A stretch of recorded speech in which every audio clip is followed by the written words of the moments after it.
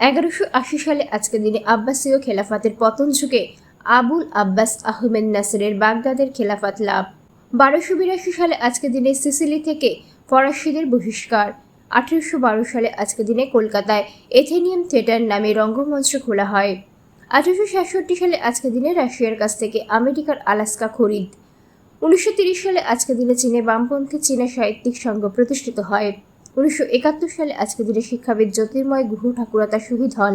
1976 সালে আজকের দিনে ইসরায়েল প্যালেস্টাইন এলাকায় প্রথম ভূমি দিবস পালিত হয়। 1979 সালে আজকের দিনে ব্রিটিশ সাংসদ অ্যারিনিভ গাড়ি বোমা হামলায় নিহত হয়। 1981 সালে আজকের দিনে যুক্তরাষ্ট্রের প্রেসিডেন্ট রোনাল্ড রেগান গুলিবিদ্ধ হন। 1992 সালে আজকের দিনে সত্যজিৎ রায় অস্কার পুরস্কার master of the filmmaker লাভ করেন। 2006 সালে আজকের দিনে যুক্তরাষ্ট্রের টেররিজম অ্যাক্ট 2006 আইন হিসেবে গৃহীত হয়। 2009 সালে আজকের দিনে 12 জন সশস্ত্র লোক পাকিস্তানের লাহোরে অবস্থিত মানাওয়ান পুলিশ একাডেমি আক্রমণ করে।